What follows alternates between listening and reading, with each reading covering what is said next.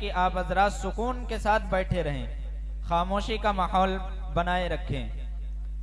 اب میں ایک ایسی ہستی کی طرف رخ کرتا ہوں جو عظیم ترین علمی اور دینی شخصیت، رفیق الامت، عظیم الشان ادارہ و درسگاہ کے بے مثال خطیب و ادیب ہیں، جن کا ایک علمی خانوادے سے تعلق ہے، جن کے لیے ہم اور آپ سراپا منتظر تھے، جن کی آمد پر ہم آنکھیں اور پلکیں ہی نہیں بلکہ دل کا فرش بچھائے ہوئے تھے، جن کا بیان عالمانہ اور نصیحت نامہ نہایت کارآمد ہوا کرتا ہے، جن سے میری مراد نمونہ اسلاف، قائد قوم و ملت، استاذ محترم حضرت مولانا اسلام الحق اسجد صاحب دامت برکاتہم العالیہ، محتمم ادارہ محمودیہ محمدی ہیں۔ میں حضرت والا سے بسد احترام گزارش کرتا ہوں کہ تشریف لائیں اور اپنے مواعظ حسنہ سے ہم سامعین کو نوازیں۔ میں حضرت والا کا ان اشعار سے استقبال کرتا ہوں کہ تیرے علم و محبت کی نہیں ہے انتہا کوئی، تیرے علم و محبت کی نہیں ہے انتہا کوئی، نہیں ہے تجھ سے بڑھ کر ساز فطرت میں نوا کوئی، خروش آموز بلبل ہو گرا غنچے کی وا کر دے کہ تو اس گل ستا کے واسطے باد بہاری ہے۔ حضرت والا ڈائی خاموشی کا ماحول بنائے رکھیں آپ لوگ۔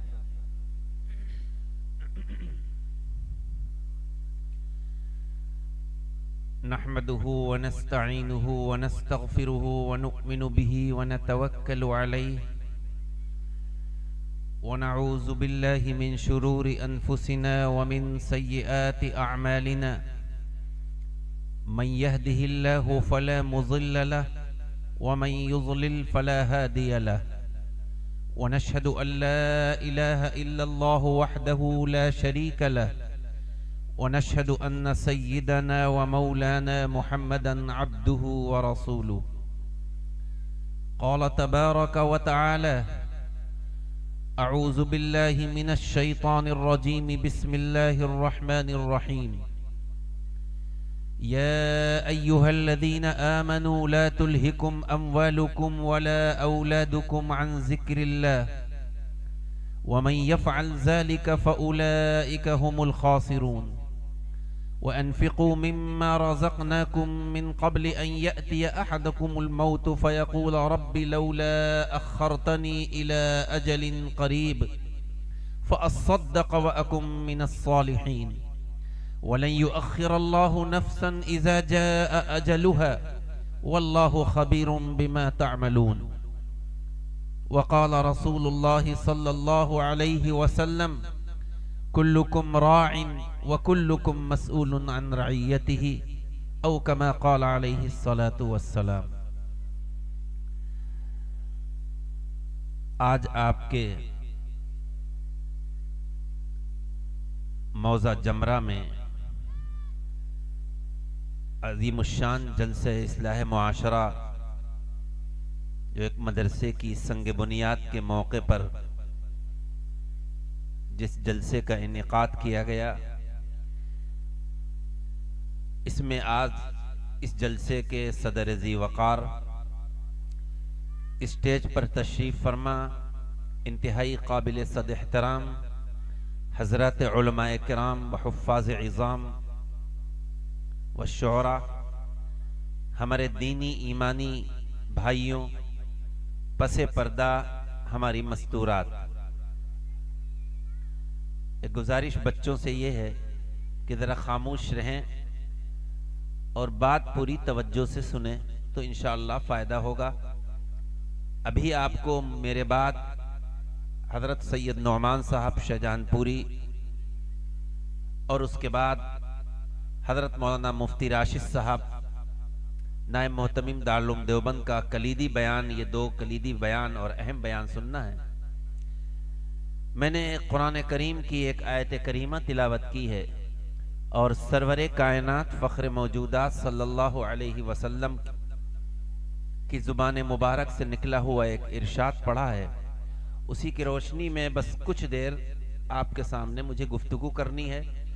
دعا فرمائیں کہ رب ذوالجلال مجھ حقیر ناچیز کو حق بات کہنے کی اور ہم سب کو اس پر عمل کرنے کی توفیق نصیب فرمائے۔ اللہ عز و جل نے انسان کی یہ فطرت بنائی ہے کہ اس کو مال سے بھی محبت ہوتی ہے اور اولاد سے بھی محبت ہوتی ہے.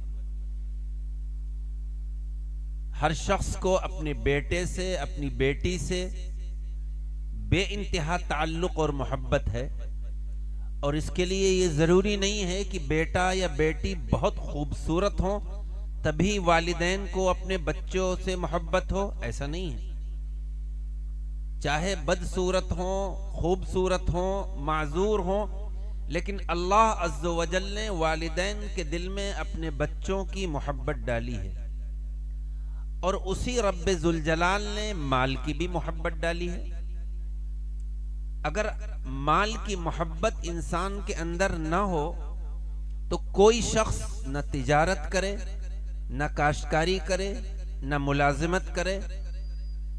پیسے کمانے کے جو جائز طریقے ہیں، حلال طریقے ہیں، ان حلال طریقوں کو استعمال نہ کرے. لیکن مال کی بھی محبت ہے، اولاد کی بھی محبت ہے. غور سے بات سنیں ہماری مائیں بہنیں بھی، اور آپ سے بھی گزارش ہے.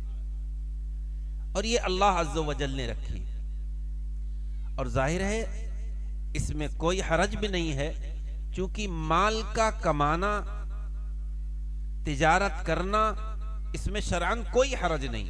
اللہ کے پیارے نبی نے فرمایا طلب کسب الحلال فریضۃ بعد الفریضہ. جو اہم ترین فرائض ہیں، نماز ہے، روزہ ہے، زکوٰۃ ہے، حج ہے، اس کے بعد سب سے اہم چیز جو ہے وہ یہ ہے حلال کمائی کی کوشش کرنا، اس کے لیے تگ و دو کرنا، محنت کرنا، نکلنا. یہ معمولی چیز نہیں. ظاہر ہے اللہ نے دنیا میں ہمیں اور آپ کو بھیجا کیوں ہے، اس کا مقصد خود اللہ نے قرآن میں بیان فرمایا وَمَا خَلَقْتُ الْجِنَّ وَالْإِنسَ إِلَّا لِيَعْبُدُونَ. ہم نے تمام جناتوں اور انسانوں کو اس لیے پیدا کیا ہے کہ وہ میری بندگی کریں. اللہ ہمارا معبود برحق ہے، ہم اللہ کے بندے ہیں. لیکن بندگی، اگر ہم عبادت ان چار چیزوں کو ہی فی الحال بتائیں، نماز، روزہ، زکوٰۃ، حج، تو نماز کے لیے بھی طاقت چاہیے انسان کے اندر، روزہ رکھنے کی بھی طاقت چاہیے، زکوٰۃ دینے کے لیے بھی پیسہ چاہیے، حج کے مقدس سفر پر جانے کے لیے بھی جسم میں بھی طاقت چاہیے اور پیسہ بھی چاہیے. تو اللہ نے جو عبادتیں ہم پر اور آپ پر فرض کی ہیں، اگر غور کیا جائے تو ان عبادتوں کے کرنے کے لیے جسم میں توانائی ہونا چاہیے. اگر آپ کسی کو کھانے نہ دیں، نہ وہ کھائے نہ وہ پیے، تو اس کے لیے مسجد میں جانا مشکل، کھڑے ہو کر نماز پڑھنا مشکل.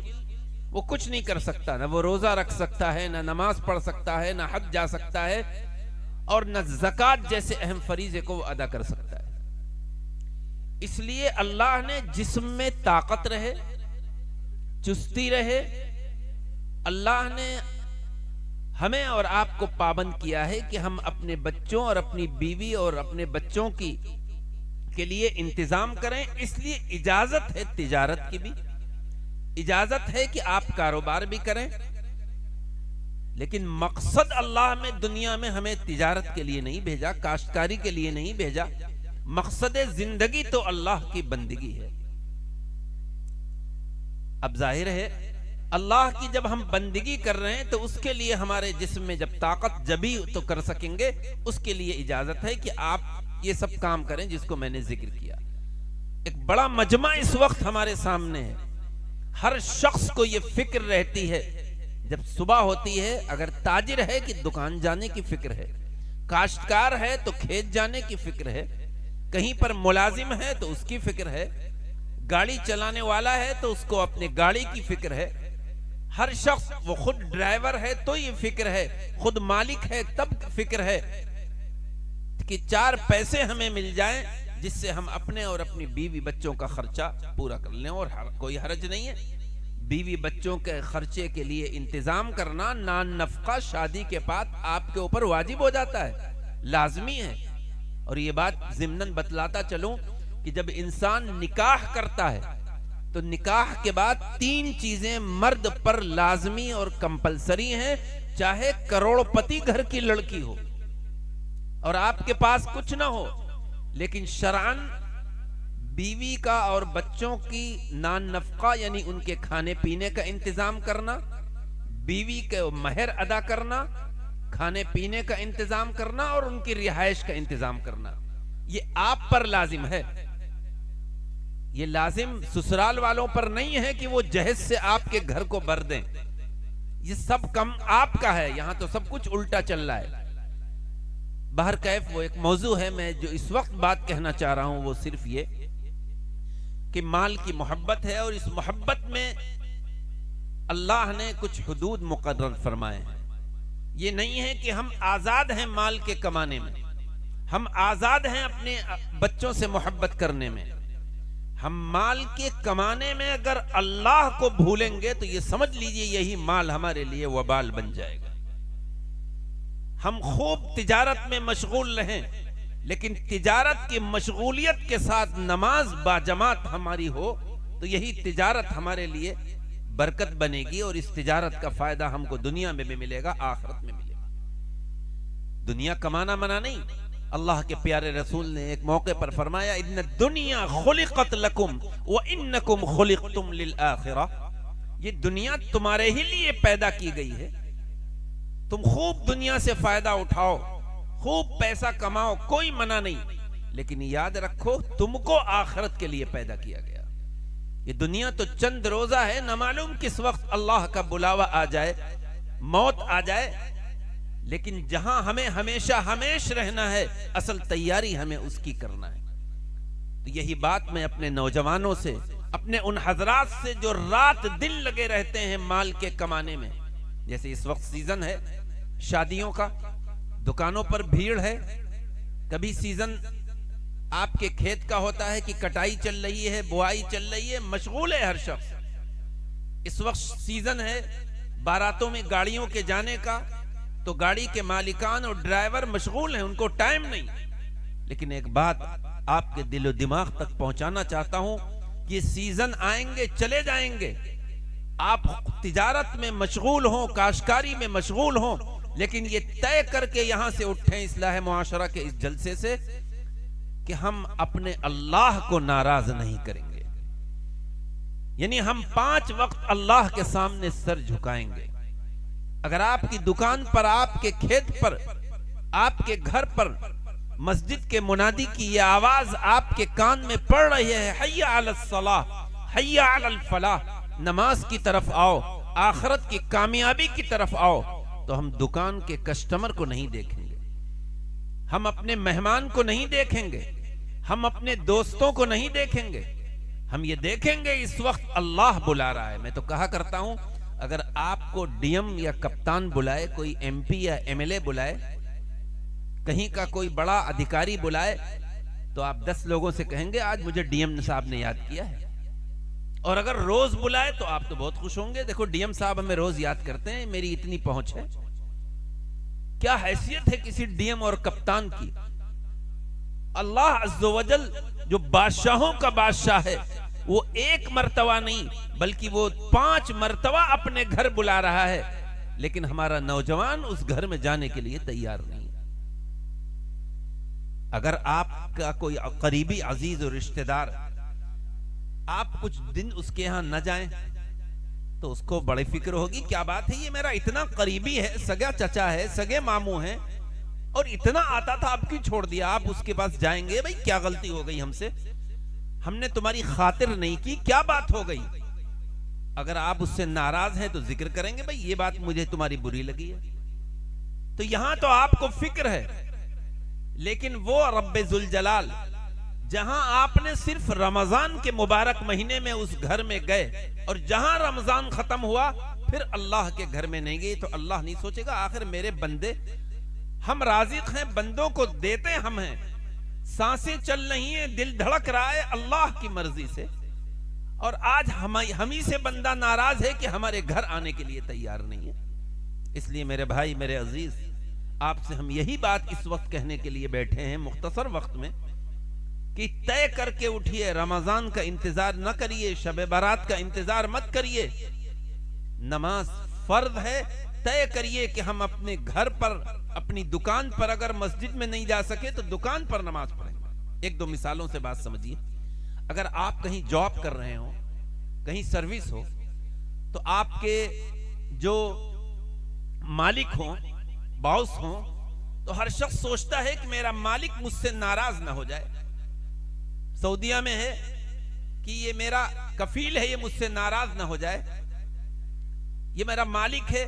اس کو خوش کرنے کے لیے ہزار جتن کرتے ہیں کہ اگر یہ ناراض ہو گیا تو ہمیں فیکٹری سے نکال دے گا، ہماری ملازمت ختم ہو جائے گی، اس کو خوش کرنے کے لیے۔ اور اگر کوئی ایسا ملازم ہو کہ اس کا آنا جانا مالک کے گھر بہت زیادہ ہو اور مالک کو اس پر اعتماد ہو، تو انسان کو بڑی خوشی ہوتی ہے۔ دیکھو یہ اتنی بڑی فیکٹری کا مالک ہے، لیکن میرے اس سے بڑے اچھے ٹرمز ہیں، بڑا اچھے تعلقات ہیں، مجھ پر اعتماد ہے، ہم سے لاکھوں روپیہ یہ ادھر سے ادھر بھیجتا ہے، تو آپ کو بھی خوشی ہوگی اور آپ کی امید ہوگی کہ یہ مالک ہم کو ہٹائے گا نہیں۔ ذرا غور سے بات سمجھیے گا، میں مثال دے کر آپ کی دل و دماغ تک کچھ بات پہنچانا چاہتا ہوں۔ تو دنیا کے مالک، دنیا کی فیکٹریوں کے مالک، اگر آپ ملازم ہیں کسی بڑی دکان پر، تو ایک ملازم اور نوکر یہ چاہتا ہے کہ دکاندار جہاں ہم ملازم ہیں یہ ہم سے ناراض نہ ہو۔ آپ اپنے دکان کے مالکوں کو، فیکٹری کے مالکوں کو، حتیٰ کہ اگر آپ کسی کالج میں ٹیچر ہیں تو آپ چاہتے ہیں کہ ہم سے کوئی ایسی غلطی نہ ہو کہ یہاں کا جو چانسلر ہے، وائس چانسلر ہے، وہ ناراض ہو۔ ہم بہرحال کوشش کرتے ہیں، اچھی بات ہے، کرنا چاہیے، لیکن میرے بھائی ذرا اپنے دل پر ہاتھ رکھ کے بتائیے کہ دنیا کے لوگوں کو خوش کرنے کے لیے ہم کیا کیا کرتے ہیں، لیکن اس رب ذوالجلال جو مالکوں کا مالک ہے، بادشاہوں کا بادشاہ ہے، اس کو خوش کرنے کے لیے ہم کیا کر رہے ہیں؟ دنیا اگر ناراض ہو جائے، زیادہ زیادہ سروس سے ہٹا دے گی، زیادہ زیادہ ملازمت آپ کی ختم ہو جائے گی۔ کوئی بڑا ادھیکاری ناراض ہو جائے، ہو سکتا ہے آپ کے کسی جرم کی وجہ سے آپ کو جیل میں ڈال دے، لیکن اگر اللہ ناراض ہو گیا تو بتائیے پھر کون سا در ہے، کدھر ہم جائیں گے؟ میرے بھائی، میرے عزیز، بات سمجھ میں آ گئی ہوگی آپ کے کہ ہم مال کمائیں، مال کمانا برا نہیں۔ اللہ کے پیارے نبی نے فرمایا التاجر الصدوق الامین مع النبیین والصدیقین والشہداء، سچا امانت دار تاجر، یعنی جو سچ بولتا ہے، امانت داری کے ساتھ سودا بیچتا ہے، وہ معلوم ہے صرف جنت میں ہی نہیں جائے گا، جنت میں بھی اس کا مقام انبیاء اور شہداء اور اللہ کے نیک بندوں کے ساتھ ہوگا۔ یعنی کر رہا ہے تجارت اور جائے گا جنت میں۔ تو یاد رکھیے، اگر آپ نمازوں کے اہتمام کے ساتھ، گناہوں سے بچنے کے ساتھ کاشتکاری کریں، تجارت کریں، ملازمت کریں، آپ کو مبارک ہو، لیکن خدا کے لیے اللہ کو یاد رکھیں، گناہوں سے بھی اپنے آپ کو بچائیں، معاملات بھی اپنے درست رکھیں۔ بلکہ میں ان حضرات سے جن کو اللہ پانچوں وقت، وہ حضرات بھی سن لیں، وہ بھی ہمارے مخاطب ہیں، کہ جن کو اللہ پانچوں وقت اپنے گھر میں حاضری کی توفیق عطا فرماتا ہے، یعنی وہ نماز پڑھتے ہیں، بہت اچھی بات ہے، وہ بھی خوش ہیں کہ دنیا ہمیں دیکھتی ہے کہ ہم پانچوں وقت اللہ کے گھر میں حاضر ہو رہے ہیں۔ میں ان سے بھی ایک بات کہنا چاہوں گا، وہ اپنا محاسبہ کریں، اپنا جائزہ لیں کہ دنیا ہم کو نیک سمجھ رہی ہے ہماری وضاقتہ کی وجہ سے، ہماری داڑھی اور ٹوپی کی وجہ سے، ہمارے مسجد میں 5 مرتبہ حاضر ہونے کی وجہ سے، لیکن ایسا تو نہیں ہے کہ معاملات ہمارے ایک دوسرے سے خراب ہوں، لین دین خراب ہو، ہم جس کا لے لیتے ہیں دینے کا تصور نہیں کرتے، جہاں سے سامان پرچیز کرتے ہیں اس کو پارٹیوں کو نہیں دیتے، کسی سے قرض لے لیا اس کو نہیں دیتے، 10 بہانے کرتے ہیں۔ تو یاد رکھیے یہ اللہ کے بندوں کے حقوق ہیں، آپ نے اللہ کا حق ادا کیا ہے۔ سن لیں نماز پابندی سے پڑھنے والے، پہلی تو وہ بات تھی جو پڑھتے ہی نہیں، لیکن جو پابندی سے نمازوں کا اہتمام کر رہے ہیں ان کے لیے میں کہتا ہوں کہ آپ اللہ کی حقوق کو ادا کر رہے ہیں، نماز بھی پڑھ رہے ہیں، روزہ بھی آپ نے رکھا، زکوٰۃ بھی دی، حج بھی آپ کری آئے ہیں، عمرے بھی کری آئے ہیں، لیکن خدا کے لیے یہ بتائیے کہ آپ بدمعاملہ تو نہیں ہیں، کسی کی آپ نے حق تلفی تو نہیں کی ہے، آپ نے کسی کی زمین کو اپنی زمین میں شامل تو نہیں کیا ہے، آپ نے اپنی تعلقات کی بنیاد پر اثر و رسوخ کی وجہ سے زبردستی کسی کی زمین کو آپ نے لکھوایا تو نہیں ہے، آپ نے اگر آپ بڑے کاشتکار ہیں تو میڑ کاٹتے ہوئے کسی کی کھیت کو اپنے کھیت میں شامل تو نہیں کیا ہے۔ بظاہر انسان سمجھتا ہے یہ کوئی گناہ ہے، یہ تو ایک عام بات ہے کہ لوگ میڑ کاٹتے کاٹتے اپنے کھیت کو بڑھا لیتے ہیں، دوسرے کو کم کر دیتے ہیں۔ یاد رکھیے یہ معمولی گناہ نہیں، یہ بہت بڑا گناہ ہے۔ اس لیے میرا بھائی، آپ نمازوں کے اہتمام اگر کر رہے ہیں تو اس کے علاوہ جو ہمارا وقت گزر رہا ہے اس میں ہم اللہ کا حکم اور پیارے نبی کی تعلیمات پر عمل کر رہے ہیں یا نہیں، ورنہ معاشرے میں یہ جملہ بہت عام ہے، اور آپ نے بھی سنا ہوگا کہ حج کری آئے ہیں اور ہمارے اتنے روپے نہیں دیے، پانچوں وقت اللہ کے گھر میں حاضر ہو رہے ہیں اور ہمارا پیسہ دینا کہ نہیں، ہم سے پیسہ لے رکھا ہے، 10 بہانے کرتے ہیں۔ یاد رکھیے، مجھے ایک حدیث یاد آئی، حضور اقدس صلی اللہ علیہ وسلم نے ایک موقع پر فرمایا، دیکھیے مال کی محبت کا تذکرہ ہو رہا ہے، حضور صلی اللہ علیہ وسلم نے ایک موقع پر فرمایا، کیا تم جانتے ہو کہ کنگال کسے کہتے ہیں؟ صحابہ سے پوچھا، کیا تمہیں معلوم ہے کنگال کسے کہتے ہیں؟ صحابہ نے عرض کیا، اے اللہ کے رسول، کنگال وہ ہے جس کے پاس روپیہ پیسہ نہ ہو۔ ظاہر ہے ہم بھی اگر آپ سے سوال کریں تو آپ بھی یہی کہیں گے، کنگال وہ ہے جس کے پاس روپیہ پیسہ نہیں۔ صحابہ نے اپنی عقل کے اعتبار سے بالکل صحیح جواب دیا، لیکن حضور صلی اللہ علیہ وسلم نے کیا فرمایا ہے؟ ہم عاشق رسول ہیں، اللہ سے بے انتہا محبت کرتے ہیں۔ حضور نے فرمایا کہ تم نے تو یقیناً اپنی عقل کے اعتبار سے صحیح جواب لیا، لیکن سن لو اور آپ بھی سن لیں، اللہ کے پیارے نبی کی بات ہے، میں آپ تک صرف پہنچا رہا ہوں۔ حضور نے فرمایا کہ میدان حشر قائم ہوگا، نفسی نفسی کا عالم ہوگا، سورج سوا و نیزے پر ہوگا، کوئی کسی کا پرسان حال نہ ہوگا، اس میں کچھ ایسے افراد، اللہ کے دربار ہوگا، عرش لگا ہوگا، اللہ کا دربار ہوگا، وہاں لوگ ایسے حاضر ہوں گے جن کے پاس خوب نیکیاں ہوں گی، نمازیں بھی ہوں گی، روزہ بھی، زکوٰۃ بھی، حج بھی، نفلی عبادات بھی، قرآن کی تلاوت بھی، تو اللہ ان سے کہے گا کہ تمہارے پاس تو نیکیوں کے بڑے انبار ہیں، اور شاید تم یہ سمجھتے ہو کہ ان نیکیوں کی وجہ سے میں تم کو جنت کا پروانہ دے دوں گا، لیکن سنو، دیکھو یہ حقدار جس کا تم نے دنیا میں حق نہیں ادا کیا، یہ آ گیا، اس کو اس کا حق دے دو، اور دیکھو یہ دوسرا بھی آ گیا، اس کی بھی زمین تم نے ہڑپ کر رکھی تھی، اس کو زمین واپس کر دو، یہ تیسرا بھی آ گیا، اس کے بھی پیسے لے رکھے تھے، اس کو بھی تم نے واپس نہیں کیے گنجائش کے باوجود، اس کو ادا کر دو۔ تو ذرا سوچئے صحیح، تب میرے پاس کسی بینک کی چیک بک ہوگی کہ وہاں چیک کاٹ دیے جائیں، نہ زمین کے کاغذات ہوں گی، نہ کیش پیسہ ہوگا، نتیجتاً ہمارے پاس کیا ہوگا؟ ہمارے پاس ہماری اس زندگی کے وہ اعمال ہوں گے، وہ نیکیاں ہوں گی جو ہم نے کی ہوں گی۔ اللہ عز و جل نیکیوں کا ایک انبار لے کر ہم اللہ کے دربار میں حاضر ہوئے تھے، اللہ وہ نیکیاں اس شخص کو دے دے گا اور کہے گا کہ اس کے پاس نیکیاں تو کم ہیں، نمازیں پڑھی ہیں لیکن کسی کے حق تلفی نہیں کی، ہماری ساری نیکیاں زندگی بھر کی اس کو مل جائیں گی، ہم کنگال ہو جائیں گے۔ ظاہر ہے جب نیکیاں ہی چلی جائیں گی تو جنت کا پروانہ پھر داہنے ہاتھ میں نہیں ملے گا، بائیں ہاتھ میں ملے گا، اور اللہ تعالیٰ اس کے لیے یہ فیصلہ کرے گا کہ اس کو دوزخ میں ڈال دو۔ اللہ ہم سب کی حفاظت فرمائے۔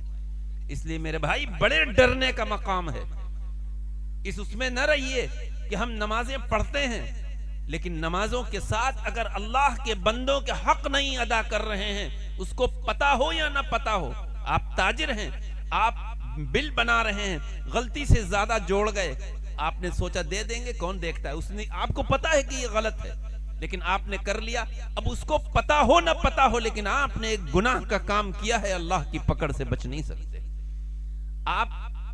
آپ نے کوئی خراب مال بیچ دیا، اگر آپ کے ملازم نے کوئی ردی مال، ریجیکٹ مال دکان کا کسی چیز کی دکانوں بیچ دیا، آپ تو بڑی شاباشی دیں گے کہ واقعی یہ تو بڑا اچھا ملازم ہے، اس کی تو ہم سیلری بڑھا دیتے ہیں، یہ تو گھٹیا مال، ردی مال عیبدار مال کو بھی پوری قیمت میں دے دیتا ہے، لیکن نہیں، آپ نے اللہ کے بندے کو دھوکہ دیا ہے، اللہ کے ہاں اس کی پکڑ ہوگی۔ حضرت امام ابو حنیفہ بہت بڑے کپڑوں کے تاجر تھے، اپنے ایک ملازم سے کہا کہ دیکھو اس تھان میں عیب ہے، جب کوئی کسٹمر آئے تو بتا دینا کہ اس میں یہ کمی ہے، اس کو کم قیمت پہ دینا۔ وہ بھول گیا، کسٹمر آیا، اس نے پوری قیمت پہ دے دیا۔ حضرت امام ابو حنیفہ علیہ الرحمہ لکھا ہے کہ انہوں نے کہا یہ تم نے کیا غضب کیا، دکان بند کر کے اس کی تلاش میں نکل گئے۔ یہ تھے اللہ والے کہ کہیں ایک لقمہ حرام ہمارے پیٹ میں نہ چلا جائے۔ اس لیے میرے بھائی، مال سے محبت کریے، لیکن مال کی محبت کے ساتھ اللہ کو راضی رکھنے کی بھی فکر کریے۔ یہ مال تو جب تک ہمارے ساتھ ہے، جب تک ہم اس دنیا میں ہیں، آج ہم اس کو کامیاب سمجھتے ہیں جو کل کچھ نہیں تھا اور آج اس کے پاس عالی شان مکان ہو گیا، بہترین گاڑی ہو گئی، اچھے اس کے پاس زمینیں ہو گئیں، تو لوگ کہتے ہیں یہ بڑا کامیاب ہے۔ لیکن نہیں، اللہ کے پیارے نبی نے فرمایا الکیس من دان نفسه وعمل لما بعد الموت والعاجز من اتبع نفسه هواها وتمنى على الله۔ عقل مند کون ہے؟ عقل مند وہ ہے جو اپنے نفس کا محاسبہ کرتا رہے کہ کوئی گناہ ہوا ہے تو ندامت و شرمندگی کے آنسو بہا کر رو کر اللہ سے گر گڑا لے، اور کسی کو کا حق مارا ہے تو اس کو حق دے دے۔ وعمل لما بعد الموت، اور جب عمل کرے تو یہ سوچے کہ اس کا بدلہ ہم کو اللہ موت کے بعد دے گا، قبر میں ہم کو معلوم ہو جائے گا۔ یہ شخص عقل مند ہے، اور بے وقوف اور نادان وہ ہے جو کچھ نفس میں آئے، دل میں آئے، غلط خواہشات اس کی اتباع کرتا رہے اور یہ تمنا کرے تو اللہ تو غفور الرحیم ہے، یہ سوچے وہ تو اللہ معاف کرے گا۔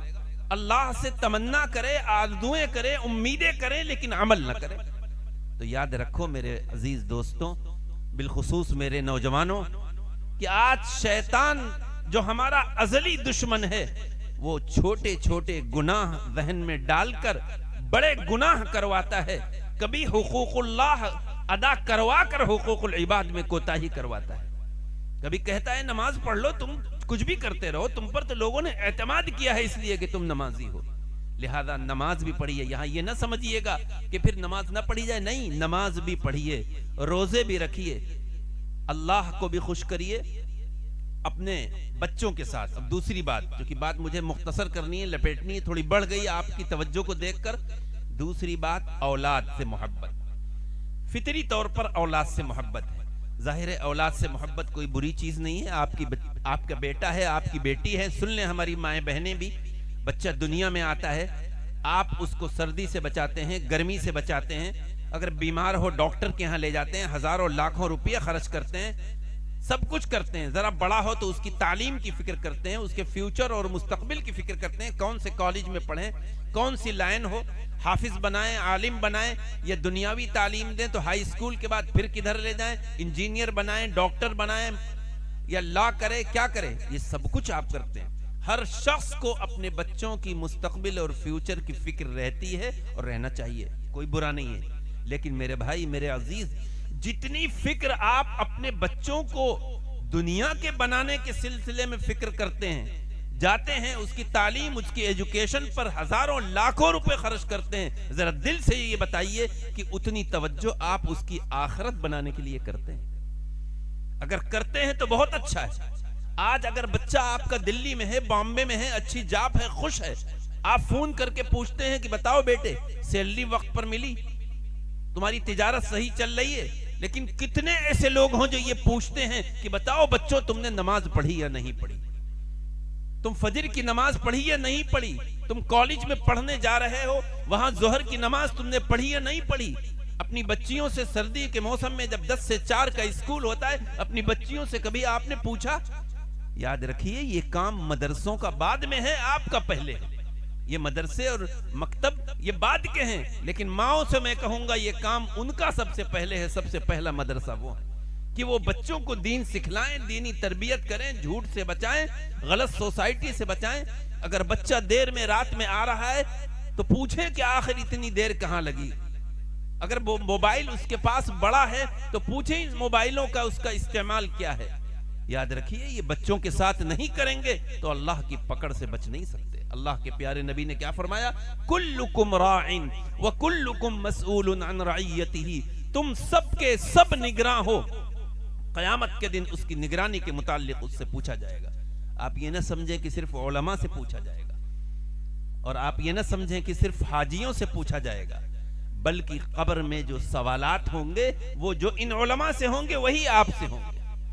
سوالات کا پرچہ ایک ہے۔ ہائی اسکول کا اگر پیپر آتا ہے کسی کالج کا، تو چاہے کسی بھی برادری کا ہو، مالدار ہو، غریب ہو، درمیانی ہو، ایک ہی تو پرچہ ہوتا ہے؟ یا ایسا ہوتا ہے مالداروں کے لیے الگ پرچے بنائے جاتے ہوں، غریبوں کے لیے الگ، کسی برادری کے لیے الگ؟ نہیں۔ اسی لیے قبر کا پرچہ بھی میرے بھائی ایک ہے۔ جو پرچہ آپ کا ہے وہی ان کا ہے۔ من ربکا ما دینکا، تمہارا پالنہار کون ہے، تمہاری زندگی گزارنے کا طریقہ کیا ہے۔ حضور اقدس صلی اللہ علیہ وسلم کی شکل مبارک سامنے لائی جائے گی کہ ان کے بارے میں تمہارا کیا خیال ہے۔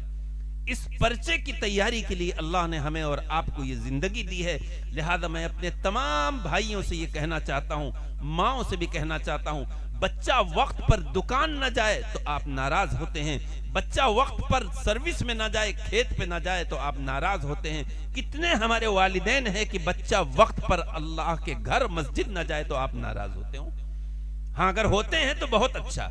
اس لیے بچوں کو آپ جہاں دنیا دار بنانا چاہ رہے ہیں کہ اس کے ہاتھ میں پیسہ آ جائے، خدا کے لیے دیندار بنا دیجئے۔ یہ دنیا تو چند روزہ ہے، یہ مال یہیں رہ جائے گا۔ نمازوں کا اہتمام شروع کر لیجئے، گناہوں پر رو کر گڑ گڑا کر ندامت کے آنسو بہا لیجئے۔ رمضان کا انتظار نہ کریے، حج کا انتظار نہ کریے کہ وہاں جائیں گے تو توبہ کر لیں گے، نہیں، نہ معلوم وہاں جانے سے پہلے اللہ کا بلاوا آ جائے۔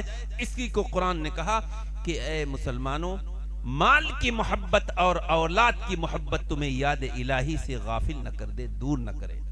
وَمَن يَفْعَلْ ذَلِكَ، اور جو ایسا کرے گا فَأُولَئِكَ هُمُ الْخَاسِرُونَ، ایسے لوگ آخرت کے اعتبار سے گھاٹے میں ہوں گے۔ دنیا کے اعتبار سے آپ فائدے میں ہیں، دنیا آپ کی عزت کر رہی آپ کے مال کی وجہ سے، آپ کے علم کی وجہ سے، آپ کے ایجوکیٹڈ ہونے کی وجہ سے، لیکن آخرت کے اعتبار سے گھاٹے میں ہیں۔ آگے کیا فرمایا؟ وَأَنفِقُوا مِمَّا رَزَقْنَاكُم مِّن قَبْلِ أَن يَأْتِيَ أَحَدَكُمُ الْمَوْتُ، خرچ کرو اس میں سے جو ہم نے تم کو دیا۔ اللہ نسبت اپنی طرف کر رہا ہے، ہمارا آپ کا کمال نہیں ہے کہ پیسہ دکان کھول کے بیٹھے ہیں، اللہ نہ چاہے ایک کسٹمر نہیں آ سکتا، کتنی بھی اچھا کھیت ہو، اللہ نہ چاہے تو ایک دانہ نہیں اگ سکتا۔ اللہ فرما رہا ہے خرچ کرو، خوب خرچ کرو، مدرسوں میں دو، مسجدوں میں دو، غربا کو دو، ان میں سے جو ہم نے تم کو دیا۔ من قبل ان یأتی احدکم الموت، قبل اس کے کہ موت آ جائے۔ موت سے پہلے جو مال ہے اس کو اللہ کے راستے میں خوب خرچ کرو۔ مال کا شکریہ یہ ہے کہ اپنے ذات پر بھی خرچ کرے، بیوی بچوں پر بھی خرچ کرے، اور ضرورت کے مطابق آج جیسے مدرسے کی بنیاد رکھی گئی، اب یہاں تقاضا ہے خوب لاکھوں خرچ کریے۔ اور اس کے بعد اللہ کیا فرماتا ہے؟ من قبل ان یأتی احدکم الموت فَإِذَا جَاءَ أَجَلُهُمْ لَا يَسْتَأْخِرُونَ سَاعَةً وَلَا يَسْتَقْدِمُونَ، جب انسان کی مدت مقررہ آ جاتی ہے، موت کا وقت آ جاتا ہے، تو ایک لمحہ نہ آگے بڑھ سکتا ہے نہ پیچھے ہٹ سکتا ہے۔ لہذا میرے بھائی، آپ نے دیکھا کہ جوان بھی جا رہے ہیں، نوجوان بھی جا رہے ہیں، باپ بیٹھا ہے، بیٹا جا رہا ہے، بیٹے کو کندھا باپ دے رہا ہے، لڑکیاں جا رہی ہیں، مائیں بیٹھی ہیں۔ لہذا آخرت کی فکر کر لیجئے، یہ دنیا تو چند روزہ ہے، نہ معلوم کس وقت ختم ہو جائے، اس لیے اس دنیا کے دھوکے میں نہ آئیے، شیطان کو خوش نہ کریے، اللہ کو راضی کریے۔ اور آخر میں ایک پیغام دے کر جانا چاہتا ہوں کہ اللہ کو یہ بات بہت پسند ہے کہ انما المؤمنون اخوہ، تمام مسلمان آپس میں مل جل کر رہیں، ایک دوسرے سے تعلق رکھیں، ایک دوسرے کی تقریبات میں شریک ہوں، کوئی کسی کو نہ زبان سے برا بھلا کہے، نہ تنہائی میں کہے، نہ مائک میں کہے۔ ہمارا قرآن ایک، ہمارا نبی ایک، ہمارے قبر کے سوالات ایک، پھر جھگڑا کس بات کا ہے؟ یہ طے کر لیجئے کہ ہمیں یہاں وہ کام کرنا ہے جس کا اللہ نے حکم دیا ہے، اللہ کے پیارے نبی نے حکم دیا ہے۔ ہم کسی پر کیچڑ نہ اچھالیں، کسی کو کچھ بھی مت کہیں، بس یہ سوچیں یہ ہمارے گاؤں کے رہنے والے ہیں، یہ اللہ کے بندے ہیں، پیارے نبی کے امتی ہیں، ایمان والے ہیں، یہ بھی اللہ سے محبت کرتے ہیں، ہم بھی اللہ سے محبت کرتے ہیں، حضور سے ان کو بھی محبت ہے، ہم کو بھی محبت ہے، ہماری منزل ایک ہے۔ کوئی شخص دلی اپنی ذاتی سواری سے جاتا ہے، کوئی ٹرین سے جاتا ہے، کوئی بس سے جاتا ہے، کوئی جھگڑا ہے۔ لہذا میرے بھائی ہم سب ایک ہیں، اللہ کے پیارے نبی نے فرمایا مسلمان کو مسلمان اس طرح رہنا چاہیے جس طرح یہ ہاتھ ایک دوسرے سے ملا کر یشد بعضها من بعض، یا آپ نے فرمایا بنیاد کی طرح یہ طے کر کے اٹھیے کہ ہم سب سے ملیں گے، کوئی بغض حسد نفرت کسی سے نہیں کریں گے، سب سے ہم مصافحہ کریں گے، سلام کریں گے، ایک دوسرے کے یہاں جائیں گے۔ مسجدیں اللہ کی ہوتی ہیں، کوئی کسی کی مسجد نہیں ہوتی۔ اللہ نے کیا فرمایا؟ ان المساجد للہ فلا تدعوا مع اللہ احدا، جتنی بھی مسجدیں ہیں یہ اللہ کی ہیں، اس میں ماتھا ٹیکنا اللہ کو راضی کرنا ہے، کسی کی ذاتی مسجد نہیں ہوا کرتی۔ لہذا یہ طے کر کے یہاں سے اٹھے کہ ہم سب ایک ہیں، ہمارا اللہ ایک، ہمارا قرآن ایک، ہم دنیا میں ایک مسافر ہیں، نہ معلوم یہ سفر کب ختم ہو جائے۔ آپ کا یہاں جمرہ کا رہنے والا کوئی دلی سے چلا، سوچتا ہے کہ جمرہ میں جا کر آرام کریں گے، راستے میں پریشانیاں ہوتی ہیں۔ مسافر آپس میں لڑا نہیں کرتے، ایک دوسرے سے نفرت نہیں کیا کرتے۔ ہم بھی ایک زندگی کے یہ ہمارا سفر ہے، نہ معلوم یہ سفر کب ختم ہو جائے، کب آنکھ بند ہو جائے۔ لہذا میرے بھائی، ہماری منزل اصل کیا ہے؟ قبر ہے، ہمیں اس میں جانا ہے ہم سب کو۔ آج میں یہ کہوں کہ اتنا بڑا مجمع کیا 100 سال پہلے تھا؟ نہیں تھا۔ آنے والے 100 سال میں ہوگا؟ نہیں ہوگا۔ اس لیے نہ معلوم یہ زندگی کا سفر کب ختم ہو جائے، اس لیے یہاں سے طے کر کے اٹھیے کہ ہم آپس میں ایک دوسرے سے محبت کریں گے، ہم وہ بات کہیں گے جس سے محبتیں پھیلیں، کوئی ایسی بات نہیں کہیں گے جس میں دو دلوں میں نفرت ہو، بلکہ ہم پیغام کو عام کریں گے۔ اور میدان حشر میں جب یہ کہا جائے گا این المتحابین فی اللہ، کہاں ہیں آپس میں محبت کرنے والے، تو ہم کہیں گے کہ اے اللہ، ہم ایک گاؤں میں رہتے تھے، ایک شہر میں، ایک ملک میں رہتے تھے، ہمارا سب میں محبت ہے۔ اللہ تعالیٰ ان کو اعزاز دے گا۔ نفرتوں کو دور کریے، قدورتوں کو دور کریے، بغض و حسد کو نکال کر پھینکیے۔ اللہ تبارک و تعالیٰ ان معروضات پر احقر کو بھی اور تمام سننے والوں کو بھی اور ہماری مائیں بہنوں کو بھی عمل کی توفیق نصیب فرمائے۔ وآخر الدعوانا ان الحمد للہ رب العالمین۔